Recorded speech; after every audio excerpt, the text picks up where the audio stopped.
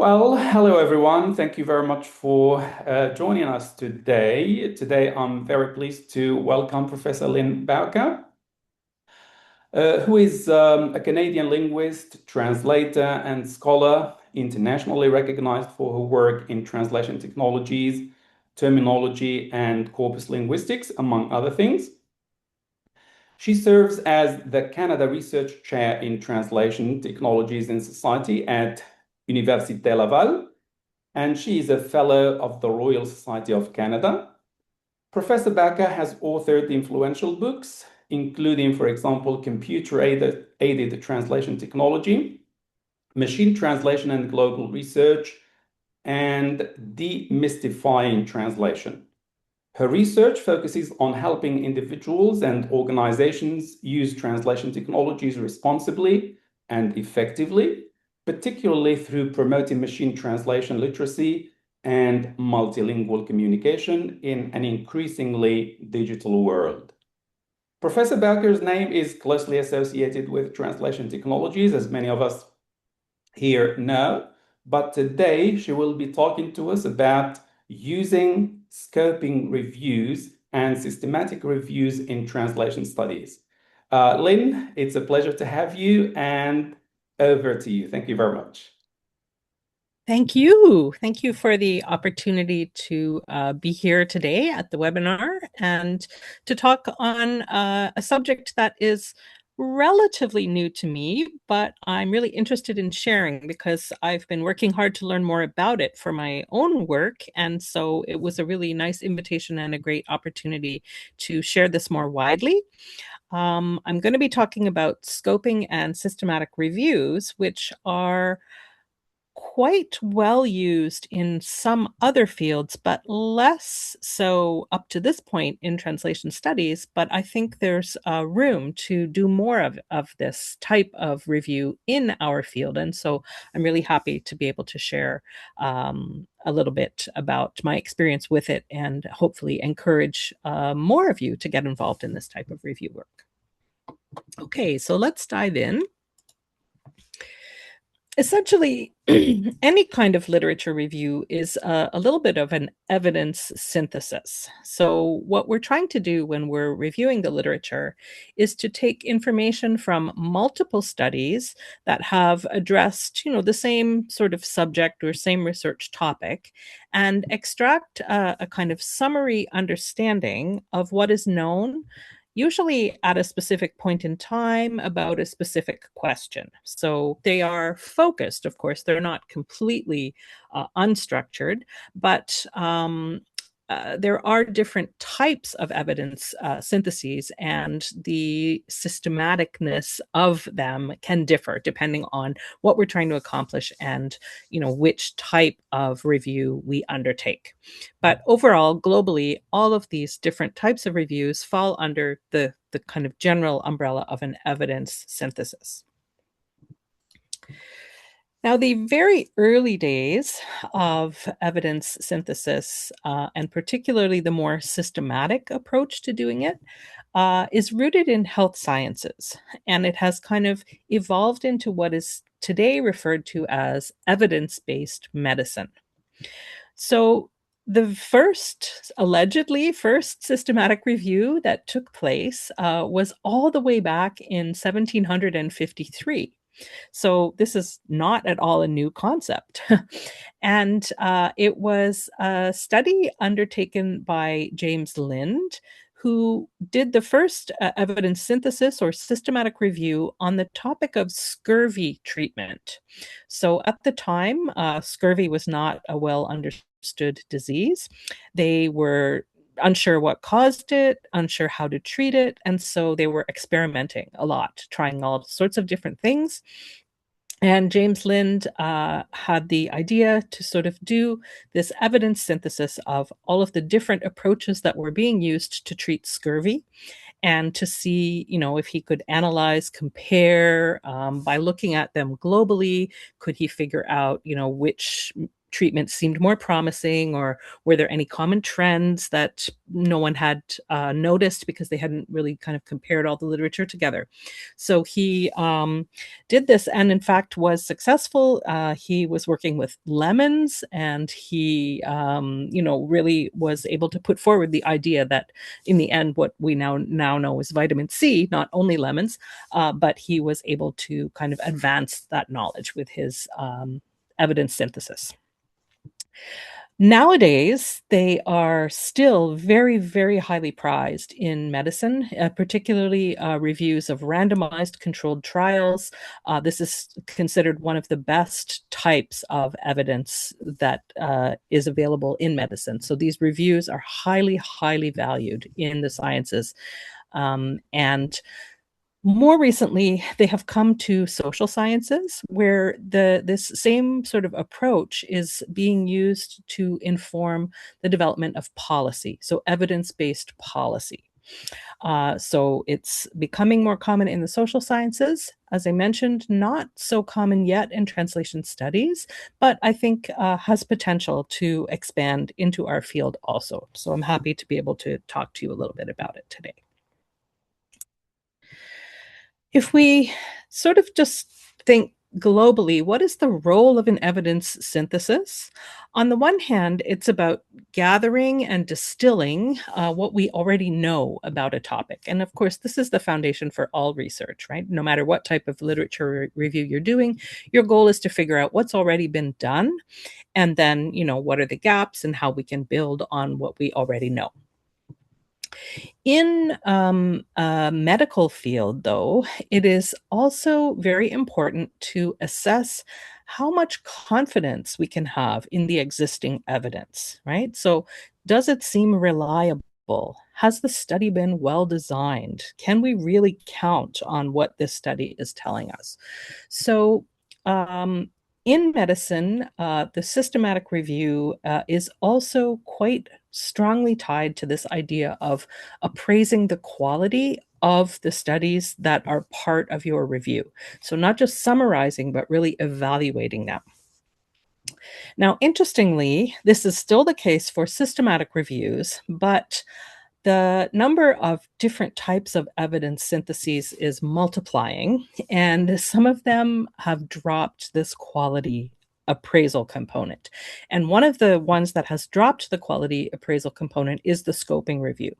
So I'm going to talk today about scoping reviews and systematic reviews, but that's one of the key differences between them.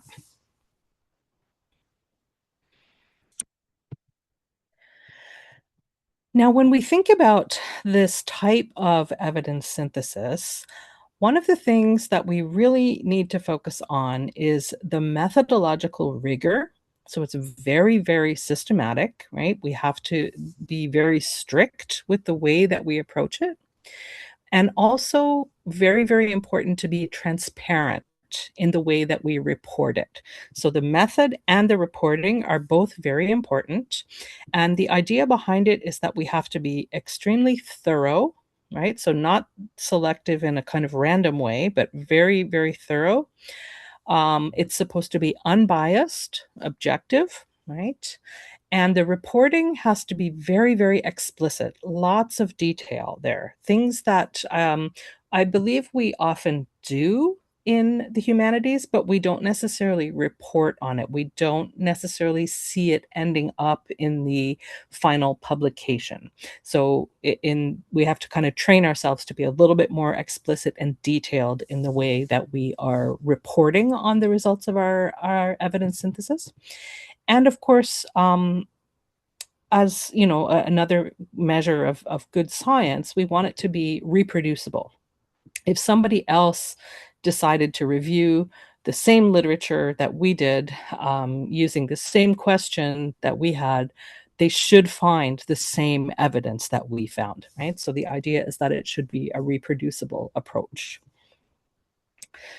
As I mentioned, in the case of a systematic review, this quality appraisal piece is also quite important.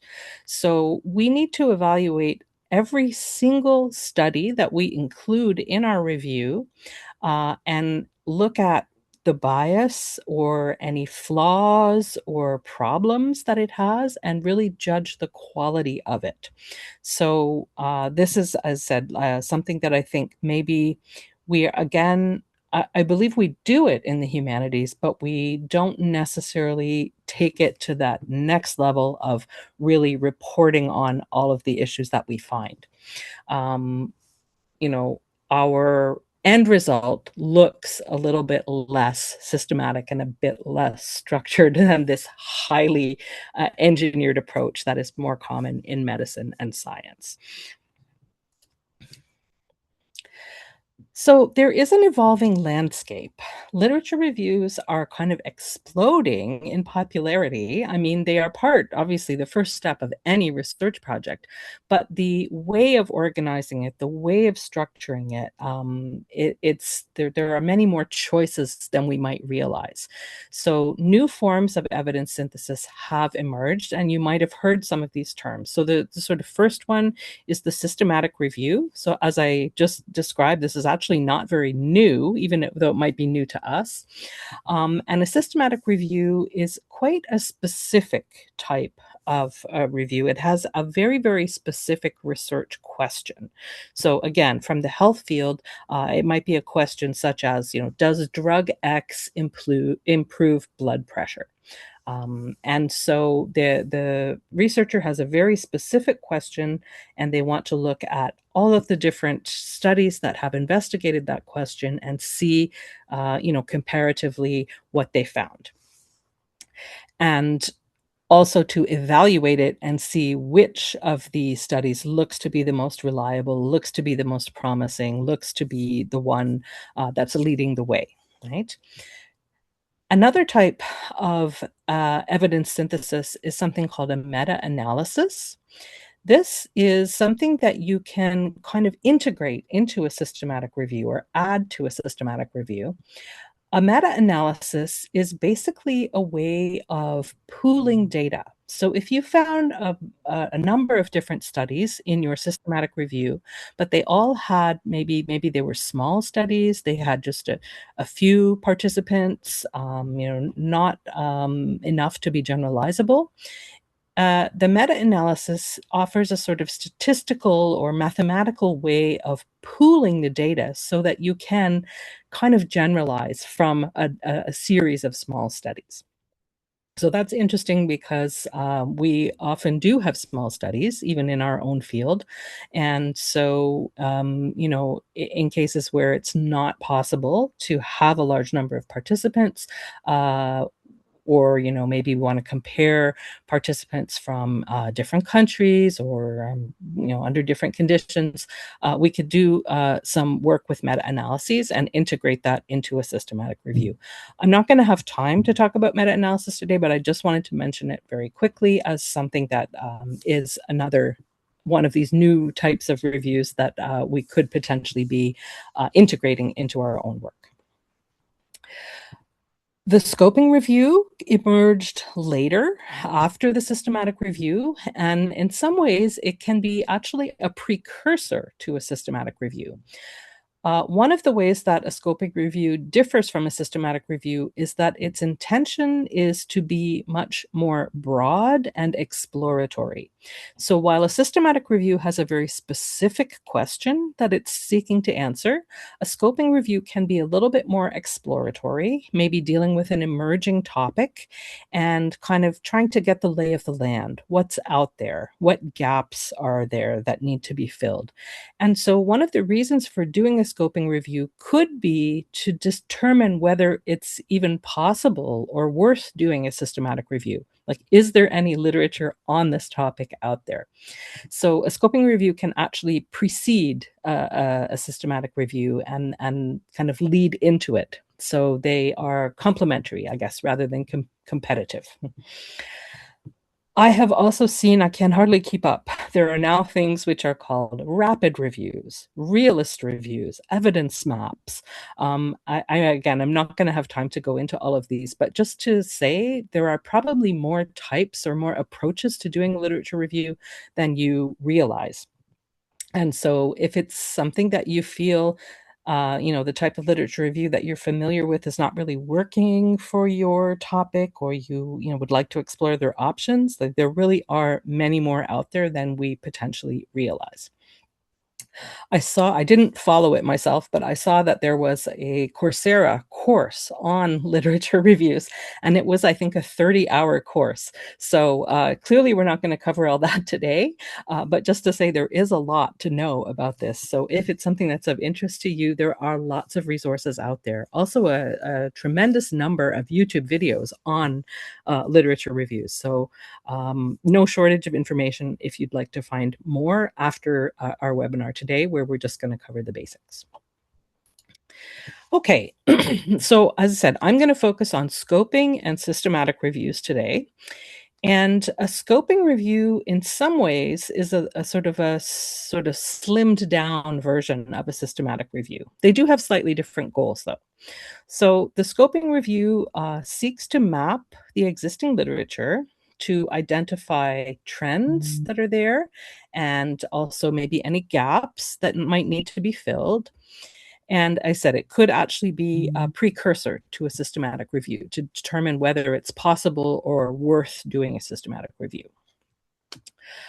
The question for a scoping review can be very broad and exploratory. So basically just like, what's out there, what's happening?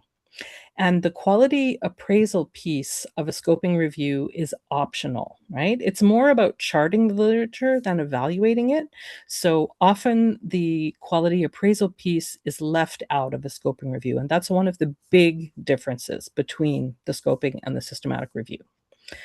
And at the end, when we write it up, it looks kind of like a narrative mapping or a description of what we found in the literature. So it's less evaluative than a systematic review. In the case of a systematic review, the goal is more specific. It's usually to assess the effectiveness of a specific practice. So we can see that very clearly in medicine. Is this drug better than that drug? Is this treatment better than that treatment? But we can also see how that could be applied in translation studies. So is a particular piece of technology, like is it more effective to translate with neural machine translation or with a large language model or with a CAT tool, right? So we can imagine that there could be many different ways that we could do a systematic review for a question that's relevant to translation also.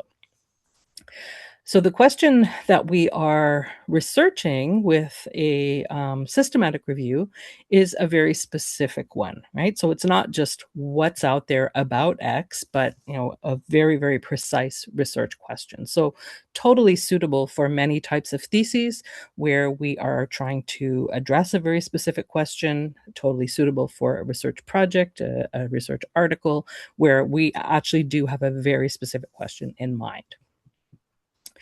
If we are doing a true systematic review, though, we need to include this quality appraisal piece, right? It's not optional in a systematic review the way that it is in a scoping review.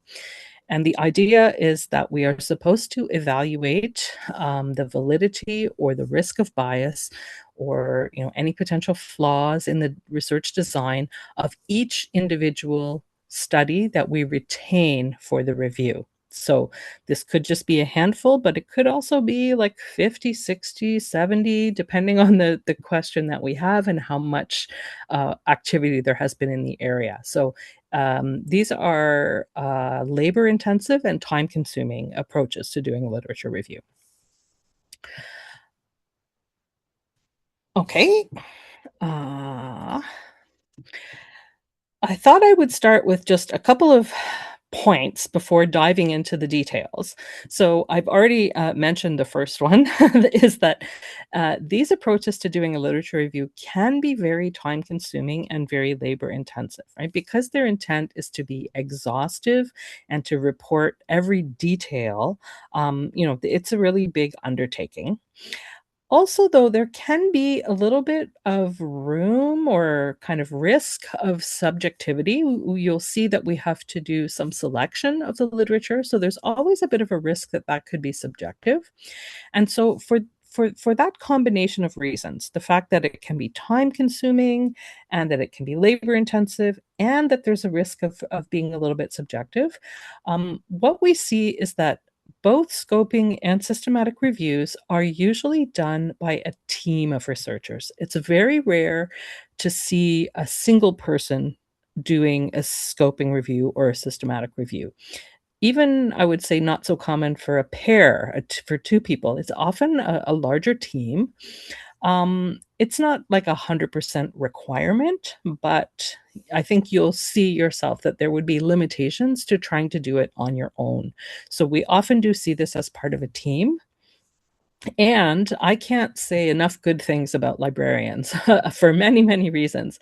But in the case of a systematic or a scoping review, a librarian can be a fantastic resource.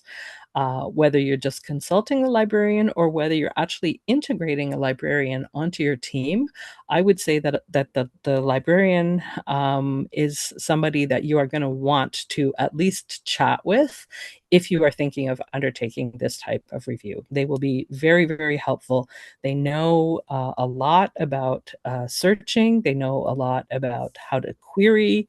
They know a lot about the different database resource choices available to you at your library and maybe elsewhere. And so they're a fantastic resource. And I would encourage you to not start a systematic or scoping review without having a conversation with a librarian at your university library. Another thing that you can consider, again, it's very common in medicine and health science, where they have databases to do this, but basically they register their plan, what they plan to do for their systematic review or for their scoping review. I have not seen this in the humanities. Maybe something we should consider collectively. The idea behind it is that you can get some initial feedback. So, almost as if you are like a student and you're getting feedback from your advisory committee. That could head you off from making a mistake, right? So one of the reasons that they register their plan, how they plan to approach their systematic review, is to have this opportunity to get some feedback from the community. But also, because it is a labor intensive and time consuming process, it can take quite a while before the systematic review is published. And so they also use this registration as a way of preventing duplication, just to kind of signal like, hey, I'm working on this. Here's the question that I'm working on. So don't do the exact same thing that I'm doing, right? So we don't want to waste research resources. So for the reason of preventing duplication and for getting feedback, it's very common in health sciences to register your plan. They have a database which is called Prospero, but at the moment it only accepts things in the health sciences. Said we don't have one in the humanities that I'm aware of, but maybe it's something that collectively we should think about if this approach to doing reviews kind of takes off and becomes more common. Okay, and then finally, I would say just to remember all the time when you are, right from the very beginning, when you're planning your review, that rigor and transparency are really the two things that you have to keep in mind. So keep track of all the details. You don't want to have to try to reconstruct them at the end when you're writing up your literature review. You want to have all those details in place as you go, because as you know, it's a nightmare to try and go back and find and fill in those gaps afterwards. So keep careful notes, keep track of everything as you go. Okay, so if you decide to enter the world of systematic and scoping reviews, you are going to come across the term PRISMA. And PRISMA is the abbreviation for something known as the Preferred Reporting Items for Systematic Reviews and Meta-Analyses. So PRISMA is basically a kind of guideline. It's intended to help you improve the way that you report your systematic review.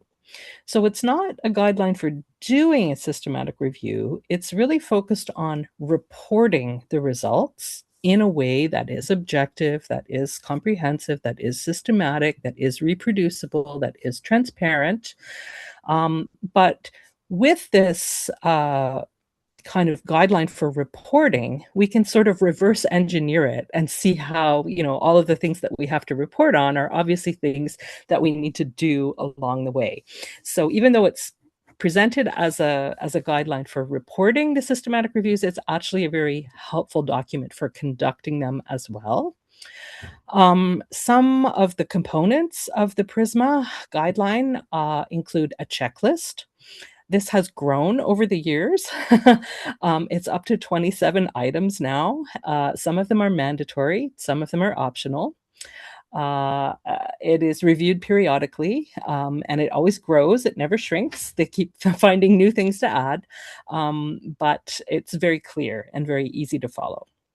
The other thing is a flow diagram. So I'm going to show you examples of both of these. The flow diagram is basically a way of keeping track of how you start with a very large number of articles that you're considering, and how you kind of winnow that down and filter it down to a much smaller number that you then examine in detail. So the flow diagram helps you chart your decisions along the way of how you take that large volume of data at the beginning and how you winnow it down to a smaller number for analysis. PRISMA was designed for systematic reviews and meta-analyses, but as I mentioned, there are more and more types of literature reviews that are emerging. And so they have developed what they call PRISMA extensions, which is basically saying, here are the core parts of PRISMA that are still relevant for other types of reviews, like a scoping review. And then here are, some adjustments for how a scoping review is a little bit different. So if you are doing a scoping review, you want to look for the PRISMA-ScR extension. If you're doing a rapid review, they have a different extension for that. So PRISMA is kind of the core, but it was designed for systematic reviews.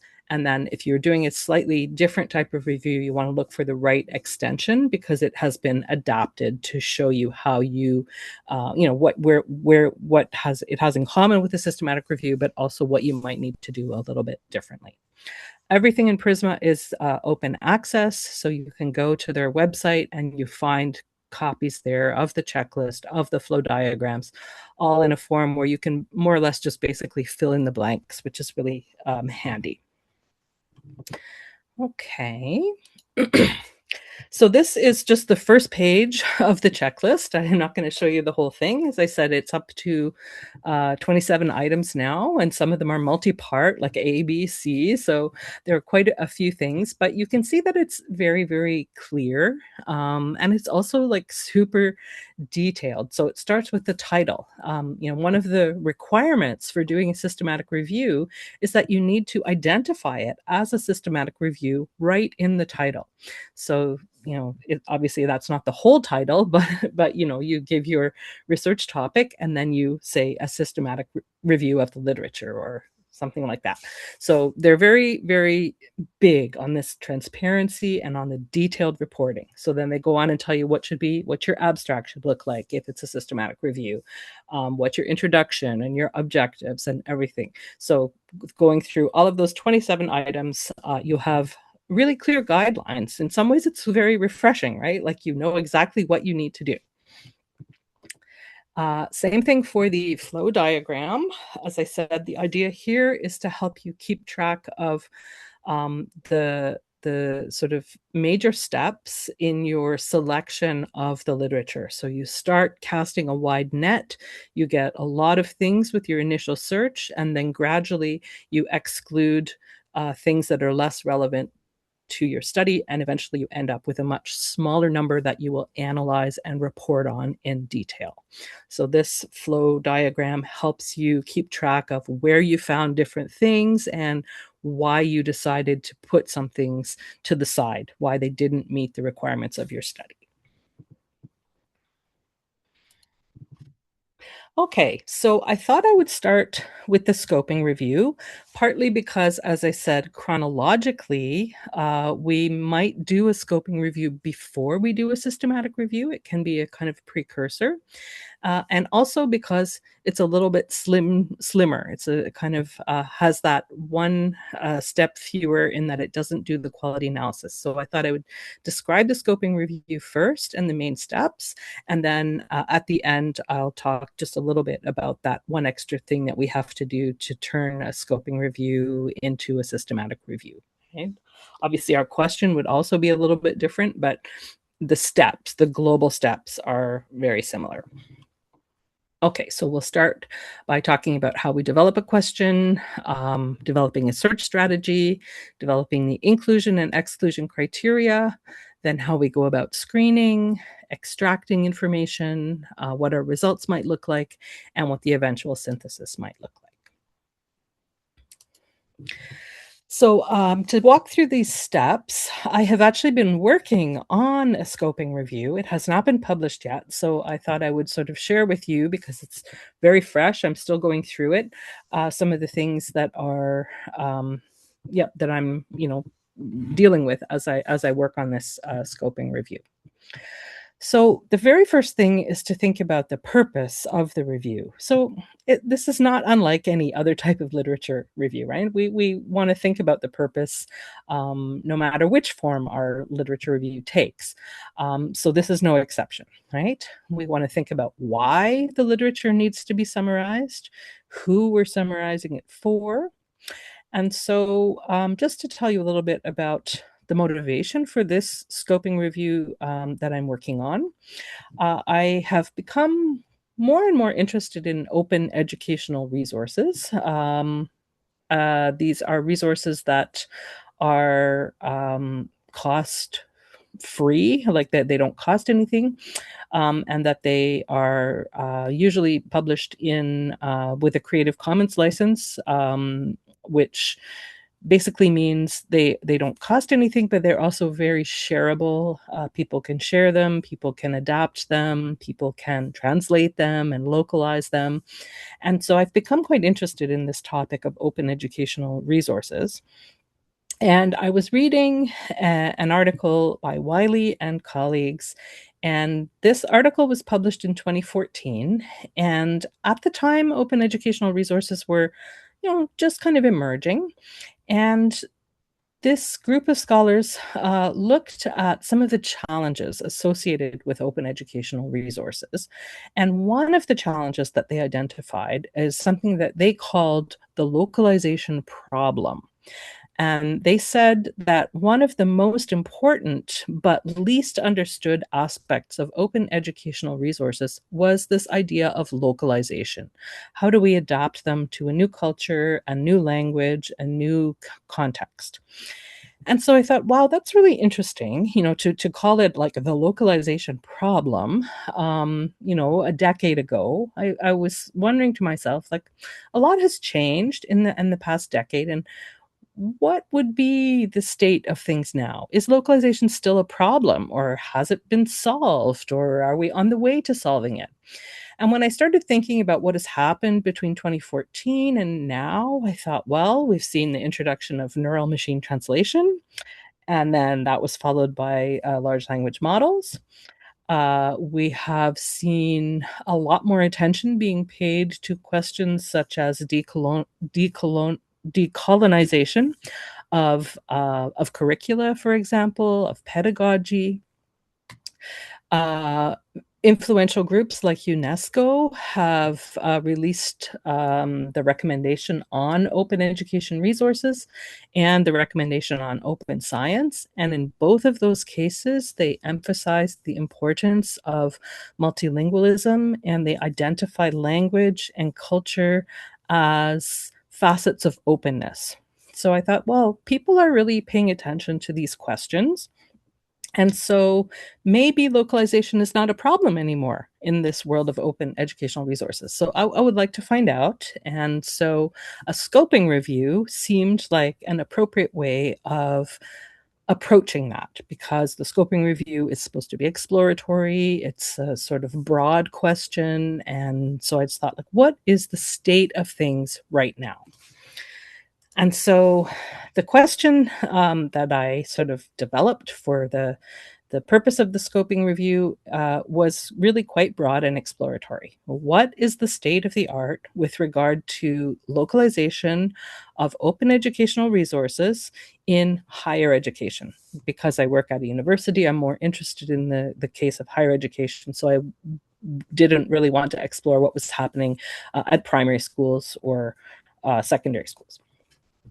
So you can see that basically there are three big areas, and I am interested in that piece right in the middle at the intersection of localization, open educational resources, and higher education. So having identified that as my area that I want to explore as the question, the next step was to develop a search strategy. So the search strategy includes things like identifying where I will look for articles. So maybe what databases I want to look in. Do I want to look in the gray literature, which is kind of non-academic literature? I also had to make decisions about things such as, would I look at a particular date range? Would I conduct my search in the literature in different languages? Was I looking for a particular type of publication or status of a publication? Did I want to focus on particular approaches to researching this question? Did I want to look only at certain geographic regions? So a lot of decisions to be made. And it's very important when you're conducting a scoping or systematic review to be very conscious of the decisions. They should be very well motivated. If the idea is for your review to be objective and really quite comprehensive for your question. So you can't start cutting things off without a very good reason.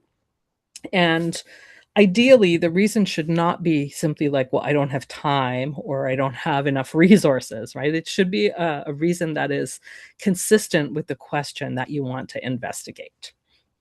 So it can be tough. And this is one of the reasons that it can often take a team to do this properly, right? Because if a single person may not have the bandwidth to do it properly, but a team could help you cover more languages or could just help you cover a larger volume, maybe more geographic regions. So those are some of the reasons that these are often more successful or ideally involving a team rather than a single researcher. Okay, so one of the things that I had to consider was the databases that I would search in. And so open education is something that can touch any discipline, right? Any professor, any researcher, any instructor can develop an open educational resource in their own field. So I didn't want to be too narrow and look only in only in a health science database or only in a legal database. I wanted it to be quite broad so that it would catch all of the potential disciplines where people could be working on the localization of OER. So I went for 9, with the advice of the librarian, I went for 9 academic databases and also Google Scholar, which is technically more of a search engine than a database, but also a good resource. And because I am curious about their potential, I also included an AI tool, but I used it only at the very end, after I had already searched all the databases myself. So I'll tell you what I found. In case you're interested in some of these databases, some you may have heard of, some you may not. OpenAlex is fairly new, and I like it because it's open. It includes the open literature, which of course for a topic like open educational resources is very relevant. Same with the directory of open access journals. It's covering places where people interested in this topic might be likely to publish. Another good thing about OpenAlex is that it's multilingual. Okay? Some of the proprietary databases like Scopus or Web of Science historically have favored indexing publications in English. So that limits what you will find because, okay, we all know that English is the central language at the moment for scholarly publication, but it is not the only one. So if we limit our search only to English, we could be missing important things that are happening in other languages and cultures. Because it was an education topic, I did want to capture ERIC, which is an educational database. Because it's about localization, I wanted to capture things that would be indexed in the Modern Languages Association database. And then I also chose some that were specifically indexing things in other languages, even though OpenAlex and Google Scholar also is quite multilingual. I wanted to make sure that, I was looking in some non-English databases as well. So I chose Erudit for French content and Redalyc for Spanish content. I was working with English, French, and Spanish because those are the languages that I am able to work in. Again, this is one of the limitations of doing this solo if I team up with other people, and this is not done yet, so I may very well include some other people on the team who have other languages, then we could search even more broadly. As I said, I used this tool Elicit, and interestingly, I used it only after I had completed the search myself in all of those databases. And I was horrified, but also gratified. The tool did not suggest anything that I did not already find myself.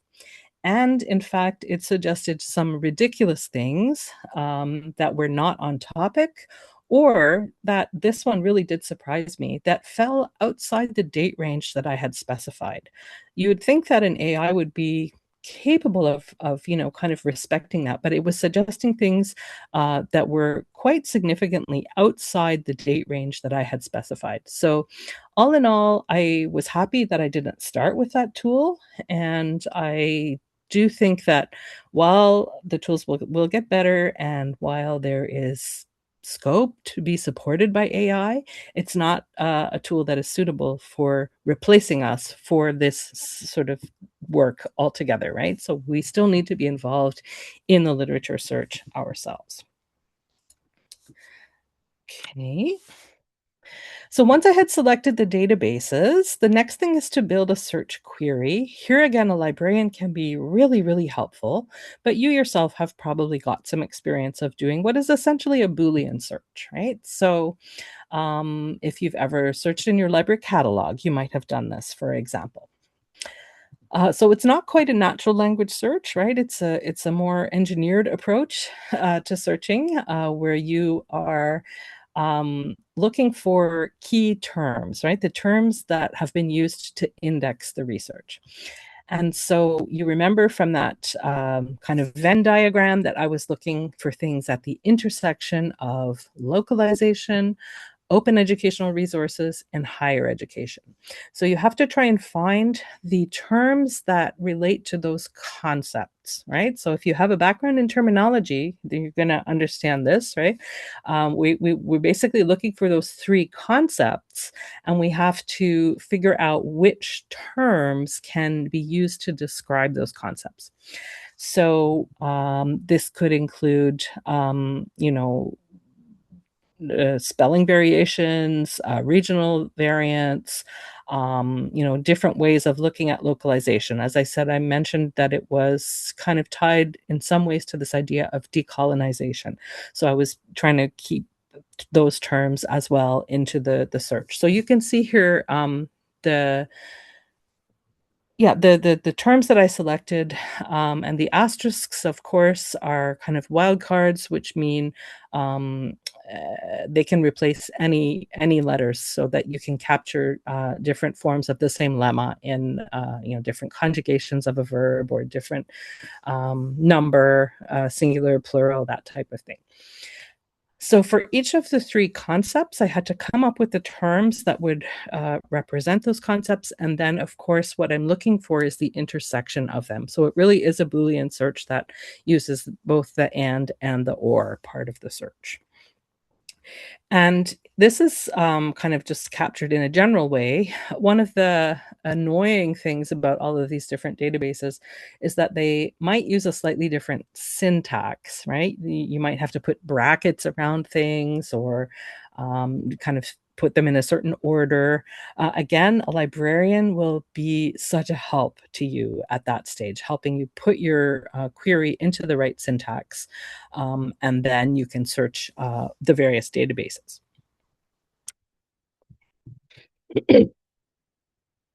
Once you send your search off to the database, you're going to get a large number of hits, and not all of them will be relevant.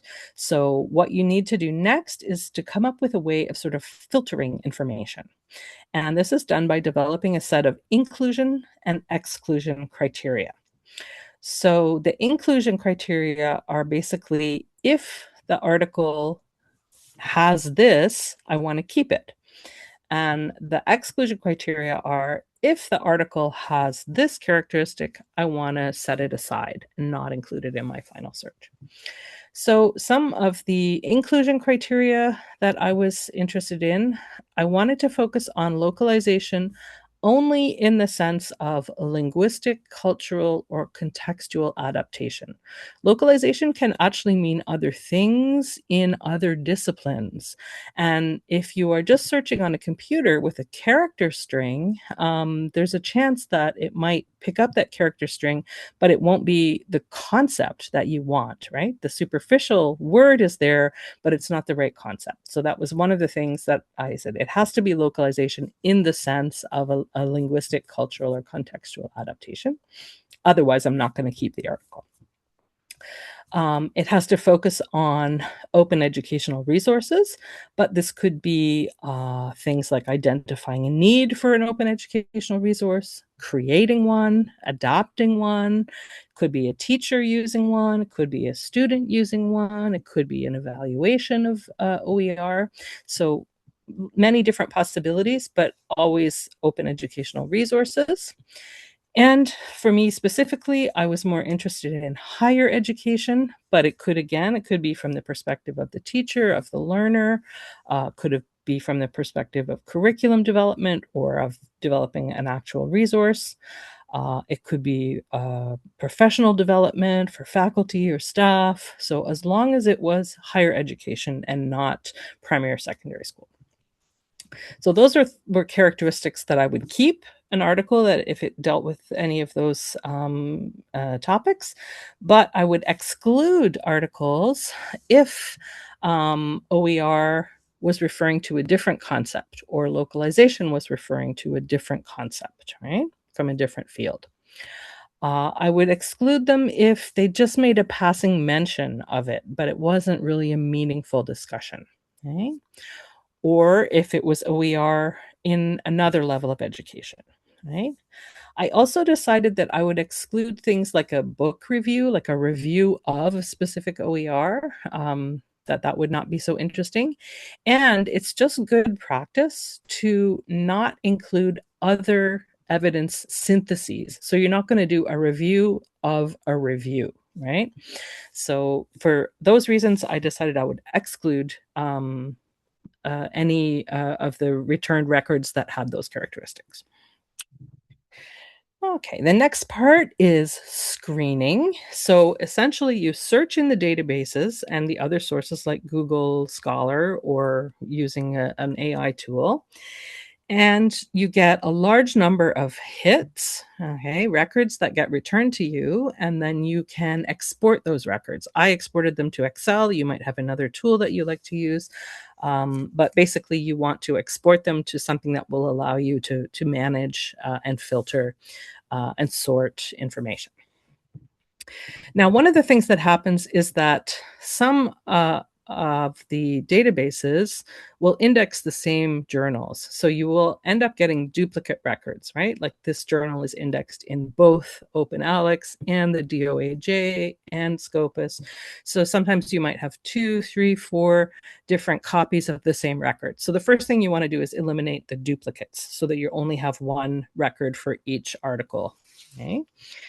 And once you've eliminated your duplicates, then you begin the screening process. And this is where the labor-intensive part really starts to hit home.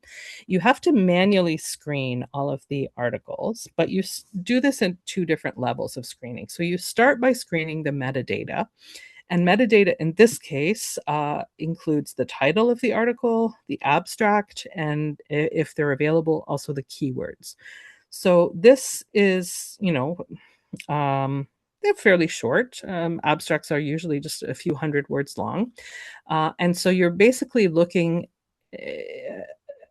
at the abstract and sort of seeing against your list of inclusion and exclusion criteria, do you think this article will be relevant to your study? Obviously, the abstract doesn't have all the details, but it's a first pass at the screening. So you're going to say, okay, looks like it might be relevant. I'm going to keep it in. No, this is obviously not about cultural localization, or, this is about primary school. I'm going to put this out. Ideally, again, this is where the team effort comes in. Ideally, you want two different people at least to do the same screening, but independently, right? So without talking to each other. And then after you've both screened all of the information, that's when you want to have a discussion for any cases where it was different. So if you both agree that this one stays in, that's great. If you both agree that that one goes out, that's great. But sometimes one person will put it in, another person will put it out. Then you kind of have to have a conversation and decide, is it in or is it out? Because it can be a little bit subjective, right? So this is one way of introducing more objectivity. So a little bit like inter-annotator agreement, if you've ever done any kind of coding, right? Once you have agreed on what your list is of things that stay, so things that are included, then you're going to go on to a second level of screening where you're going to look at the full text of the article. So not just the abstract, but the whole article. So you want to set aside, kind of the full article. And the tool that I found very handy for this is one called Zotero. Again, it's a free tool that you can use, and you can save the full text and export it right from the database and put it in Zotero so that you have access to the full text, and you can also annotate the text and make comments and things like that. So it's a very handy tool. Right? So the second level of screening, then you're basically doing the same thing, but instead of only reading the abstract, now you're reading the whole article. So you can see why this is time consuming. And you're using the same list of inclusion and exclusion criteria and the same process. Ideally, two people are doing this independently and then discussing any cases where they made a different decision. Once you have decided on the articles that are basically going to be kept. So hopefully you've started with a very large number, and at every stage you've eliminated more. First you eliminated the duplicates, then you eliminated based on the reading of the abstract, and then you eliminated even more based on the reading of the full text. So hopefully you're left with a manageable number at the end. And now you're going to analyze those. Those are the studies that are retained for your review. So you're going to analyze them. You're going to probably look for themes or elements, things that you want to compare. Again, if you've ever done any coding of interviews or coding of open questions on a survey, it's a little bit like that, right? You're looking for themes, and you probably want to develop a sort of guide that will help the two people to code this independently, right? Like you got to have some common guidelines that will help you know what to categorize a particular theme or not, right? So this is a little bit like qualitative data analysis. Okay. So then when you get to the reporting, the results, remember that flow diagram that I showed you a little bit earlier, this is where you can fill in your flow diagram in the results part. So you can see here Up at the top, the first step or stage was sort of identification. So through various databases, I identified 193 articles that were returned based on the search query that I built. And then some additional records were added from Google Scholar. I didn't put it in because I didn't find any with the AI tool, but I probably should have. Maybe I'll add that box just to show 0. I did use the tool, but I didn't get any additional information from it. And then you just go through and you can see on the diagram, the duplicate records were removed and how many records were left after that stage. After the review of just the abstracts, a whole bunch more got eliminated. How many were left? After reading the full articles, even more were eliminated. And in the end, I had 34 articles that I analyzed for the study. So I started off with like over 200, and in the end, I was only doing a detailed analysis of 34. How do we do the analysis? Well, again, you have choices, right? You can choose the type of analysis that you want to do. I did a thematic analysis using basically the steps from Brown and Clark. The point is that it should be more than just a summary, right? It should be an analysis. Even though we're not in this stage evaluating the methodology of each of them, which I'll talk about in a minute for the systematic review, but we're talking here only about a scoping review. We still have kind of like to choose some way of analyzing the data. So I did a thematic analysis, and then in the end, you basically write it up more or less in a narrative fashion, supplemented with quantitative information. So the write-up looks like something you will recognize, right? It's how we would write up other types of literature reviews. And I've given you here just some of the kind of quantitative data that you can supplement it with. So here, I'm basically looking at the characteristics of the studies that were retained. So the 34 studies that I kept for a deeper analysis, I was able to generate some basic sort of summary statistics of these. So I looked at the number of studies that had been published in each of the years. So I was looking at just a 10-year period, and I could see how many publications came from each year. I could also see what different methods were used in the studies. So how are people investigating the question of localization of OER in higher education? Well, some people are interviewing students or teachers. Some people are doing case studies, some experimental work, some workshops. So just a look at the different methods that were used. I could also see using a very crude metric like the institution that the first author worked for. I could say, well, which countries, are interested in open educational resources, and which parts of the world are interested, and I could show that as a map or as a bar graph.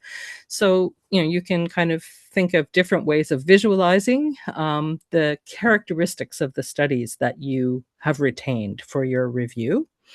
But then after that, I think it looks very much like what I would say is, a typical way of reporting. So for my analysis so far, I've been looking at, kind of what are the barriers, what are the solutions, what are the benefits, the risks, or the opportunities associated with localizing OER in higher education. So those were the themes that I selected that I wanted to focus on in this write-up of it. But another person might have chosen to different themes or chosen to organize their analysis a little bit differently. There is still some subjectivity in it, but it's not so far removed at this stage of writing it up from other types of reviews that you might do. So that's more or less the steps involved in a scoping review. I did say that we would talk just very briefly about that one extra step that is involved in a systematic review. Okay, of course, remember that the question itself is going to be much more specific. So you're going to potentially get less literature because you're question is going to be very specific. But of course, depending on what your question is and how much activity there has been in that area, you may still end up with a robust number of articles. But what really makes the systematic review different than the scoping review is this step where you need to appraise the quality of the methodology in each individual study that has been retained for inclusion in your review. So if I decided to make this scoping review into a systematic review, I would have needed to add this step. And for each of those 34 articles that were retained, I would have to do this appraisal of the methodology that was used in each of those studies. Now, again, how do we do this? We're not starting from zero. We don't have to invent our own way of doing it. There are already well-recognized examples in the literature, so I have chosen one here. Unfortunately, most of them do have a kind of medical or health sciences slant to them, but they can potentially be adapted, so you don't have to start from zero. So this is one that is widely recognized in the field from Bowker et al.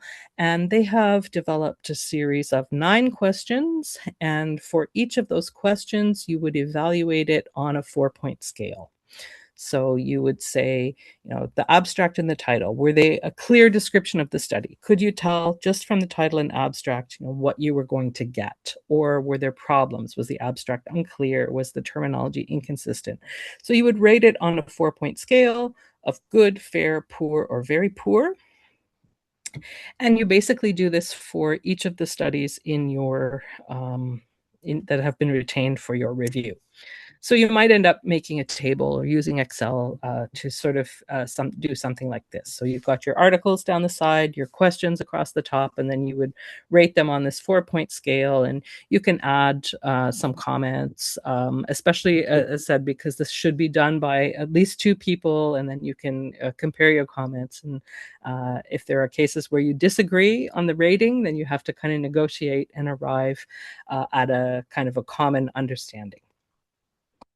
And then you can sort of add up the scores and, kind of come up with an overall categorization for the article. Either it's good quality, fair quality, poor quality, or very poor quality. So you are then helping people to understand how much confidence they should have in the results of each of those articles, how much weight one should be given in comparison to another. Okay, we're getting close to the end now.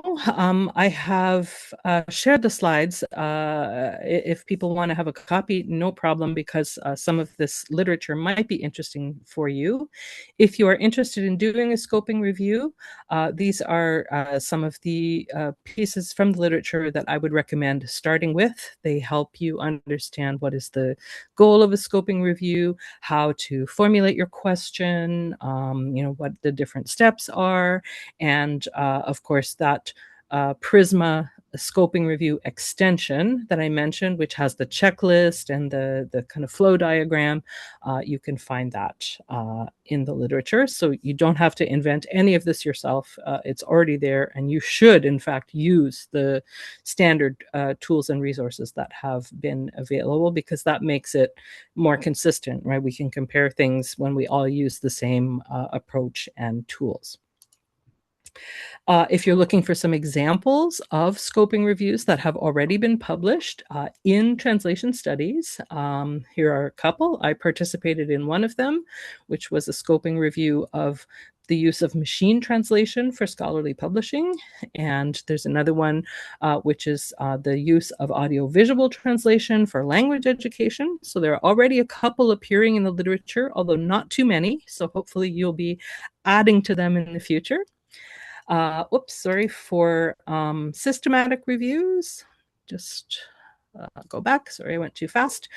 Same thing. I've given you some key literature that is the PRISMA checklist for systematic reviews, but also one that's a little bit more oriented to social sciences, which is slightly closer to us than medicine. And for that appraisal piece, right, how we appraise the quality, I've given you also the one, it's not the only one, but it's one of the well-known ways of doing that piece of the review, the appraisal of the quality. And again, some examples of systematic reviews that have been published in translation studies. There has been one on the stylistic reproduction in translation studies, and another one on the professionalization of translation practice. And you see all the time, because it was the first item on the checklist, that we have to mention specifically in the title that this is a scoping review or this is a systematic review. Right? That's one of the recommendations for how we be transparent and kind of make it clear what we're doing.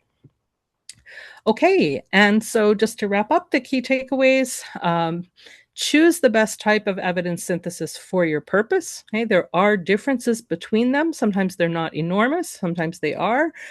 Just understand what the different review options are and choose the one that makes sense for what you are trying to accomplish. That all of these systematic scoping, rapid reviews put a strong emphasis on rigor, on transparency, on reproducibility, and on objectivity. So those are things to keep in mind always at every step of the review, how you can aspire to meet those goals. That if you do put limitations, and of course, sometimes we have to, right? It makes sense to put limitations on our work sometimes. They should be well justified, right? So not just because I can't be bothered or because I don't have time. We should really be motivated in our choices for limiting the scope of our work. I would encourage you not to reinvent the wheel. It's already a lot of work, so make use of the resources that are already out there. They're very well established. They've been tested. They are regularly evaluated and updated. So use things like the PRISMA resources that are already available to you. And just a reminder that often it is better to approach this as a team effort rather than as a solo effort. For many different reasons. I hope that has been clear throughout the presentation. And I will end there.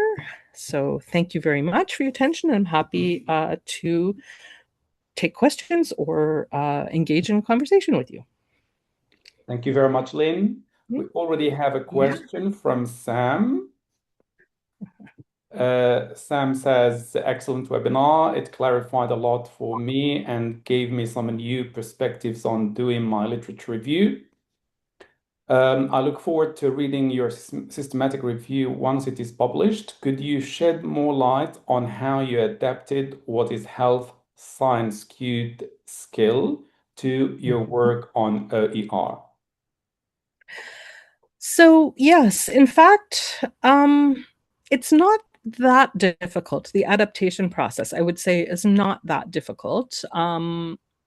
You can skip certain, you go through that PRISMA checklist and you can skip things that are not relevant.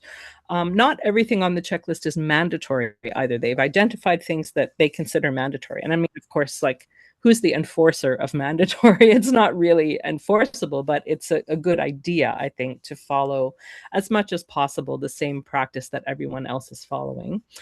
So you can skip things that are just completely not relevant. But otherwise, I mean, the core elements of research, whether it's in the humanities or in health science, are not that different, right? We all, I think, do strive to be objective. We all do strive to be transparent. Where I think the difference lies is that we are not used to reporting it at the same level of detail. So it's things that we do already, but we just don't necessarily make them as explicit. So it's a case of really training ourselves to be a little bit more explicit. So I don't think there's such a big gap between what we do. It's more about how we report it. Thank you, Lynne. Any other questions? Let's see if this is a question from Etienne. Thank you very much for a very clear and helpful presentation. I was wondering if you could maybe contrast knowledge synthesis and literature reviews approaches with bibliometric analysis. which seem to have been more popular in translation studies so far? Yeah, that's a very good question. Yeah. So bibliometrics is a lot about well, metrics, I guess, like countable things, right? So it's really a lot about counting what's been done. Um, and looking for patterns and trends in the data in that more numerical way. So it's a little more quantitative, whereas a knowledge synthesis does have a very strong, or can, I mean, it's up to you how you analyze your data, but I think there's more scope in a knowledge synthesis to have a qualitative analysis. So I did a thematic analysis, which I would consider a form of qualitative data analysis. So again, the borders are maybe a little fuzzy, not super firm. You could potentially see a bibliometric analysis straying a little more qualitatively, or you could restrict a knowledge synthesis to being a little more quantitative. But for me, that's probably the main difference, that one is a little more quantitative and one is a little more qualitative. Thank you. And by the way, feel free to speak. I mean, you don't need you're not limited to the chat box. If you want to ask your question directly, please feel free to do so. Lynn, one concern I have is FOMO, fear of missing out. Let's Yes. say you've explored the databases you're familiar with, Mm-hmm. you've checked with your librarian and so on, but Mm-hmm. how can we make sure that we have covered everything or the essential bulk of what we need to cover in a systematic review? I think you will sort of see a kind of saturation point when you start seeing how many duplicate records there are, right? That really, okay, I'm getting so many duplicates from these various databases that it doesn't make sense for me to keep consulting more. I might find one more thing if I consult five more databases. There's a return on investment. So I think that saturation will sort of become clear when you are starting to see the duplicate numbers of records. And also, I mean, because of the nature of my question, as I said, open education can apply to any discipline. That was a question where I really did have to go very wide. But if your question is more related to translation studies, like, specifically to translation studies, you not need to consult PubMed, for example, or, kind of, so it depends very much on your question. And in some cases, it may just be very sensible that you're only looking at 3 or 4 different databases and not at 15 different ones. Yeah. I Excellent. also think it's just getting impossible now to have this exhaustiveness. The volume of literature and the pace of literature, like sometimes you kind of feel like, well, I have to stop searching at some point, but like something's going to come out tomorrow and I'm going to miss Mhm. it. It's like, at a certain point, we just have to stop and say it's a snapshot of this period. Mhm. Thank you. One more question from Shafiq. Um, From a PhD research perspective, how do you see a systematic literature review being incorporated into a thesis? Is there a risk that relying on a systematic review approach could lead to questions about whether the literature coverage is sufficiently broad or comprehensive?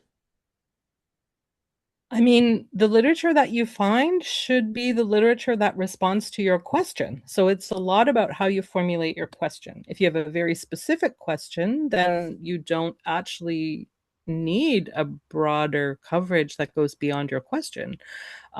You also do have the choice of doing a scoping review as a first wave and following that up with a systematic review. So the scoping review would probably be broader, and then you could do a narrower search on with the systematic approach.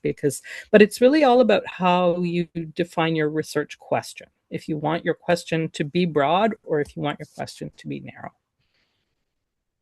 Thank you, Lynn. And one more question from Lily, and perhaps we will conclude with this question. Lily says, Mhm. thank you for your informative presentation. Lynn, my question is, can we still frame our study as a scoping review if it is guided by a broad research question, but also examines the methodological characteristics of the included studies? In translation studies, where the amount of literature is often smaller than in fields such as healthcare, the boundary can sometimes feel blurred.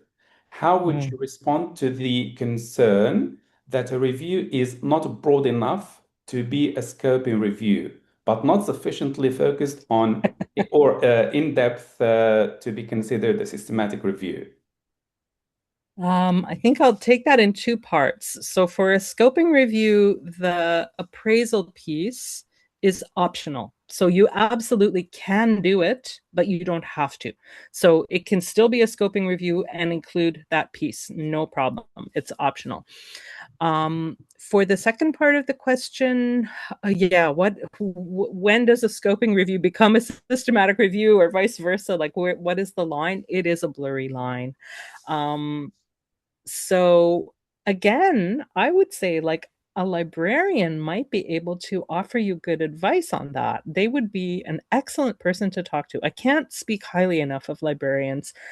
They are an underused resource, and this is exactly in their field. So make an appointment with a librarian at your library and get their guidance on it. And I think that they will be very helpful in, like it may be a case by case decision that you have to make. And maybe you'll start it as a scoping review, and then at a certain point you'll decide like, okay, it actually looks more like a systematic review. May not be something that it may be something that evolves, like as all research does, right? So you may start off thinking one thing and end up weighing in on it as the other. But I really would look to a librarian for guidance. But you will also get a feel for it. Like at the end of either of these processes, you know the literature super well. So I think you will also get a feel for whether it is more taking the shape of scoping versus more taking the shape of systematic. But it is a blurry line between them. It's a spectrum, right? It's not 2 points. It's like a spectrum, and so you just kind of have to see, is it slightly leaning more one direction or the other. Thank you, Lynn. I said last question, but we still have one more question from Gia. So Uh-huh. there you go. Um, Hi, Professor Bowker. Thank you for the wonderful talk. Hi. So my question is more practical about publication. Okay. So I actually, I think there are two actually. So first one is that normally the publication cycle is super long. I think we are all aware of that. And if everything goes well, it still takes a year, not to mention that if it got rejected somehow in middle. So what should we do? Like, because like, should we update the paper? Because in between, like in this process, there are a lot more papers coming out.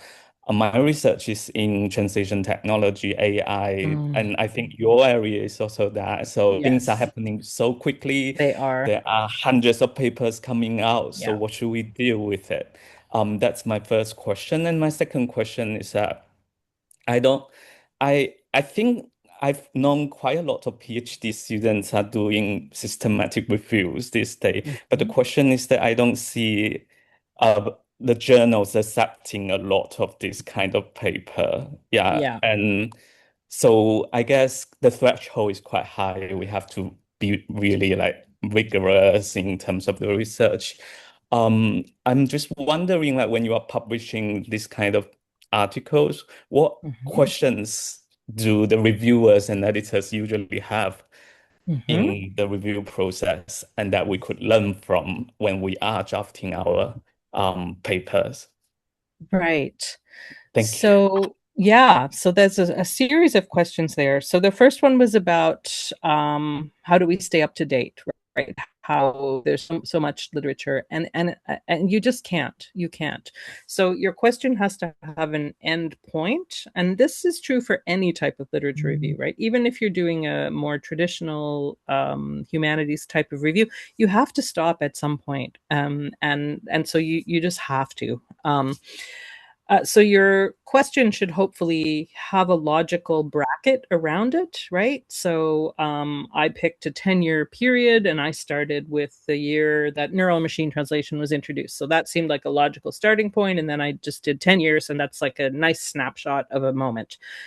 Any literature review is only ever going to be that, a snapshot of a moment. It cannot, by definition, be up to date, right? The publication lag, as you pointed out, is a real thing, and so we just have to accept that. There are some journals that specialize in publishing systematic reviews, not in translation studies. Maybe we need one. Maybe this is something we should advocate for, right? Maybe we need one of these. There is one called the Annual Review of Information Science and Technology. That could be maybe because you work in technology, that might be a home for a review that you would like to do. So there are some journals that specialize in that.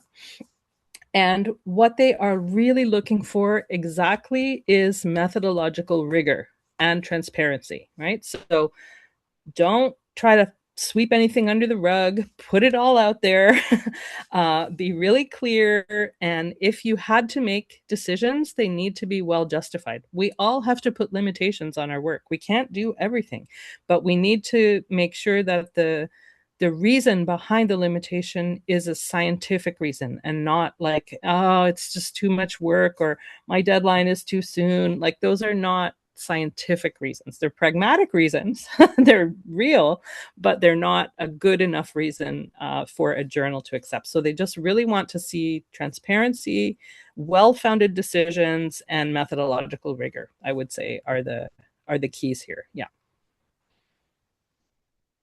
Lynn, thank you once again. It's been a pleasure to have you, and see you soon in Canada. Okay. Thank you so much. Have a good morning, evening, afternoon, wherever you might be in the world. Thank you. Thank you, everyone. Bye-bye.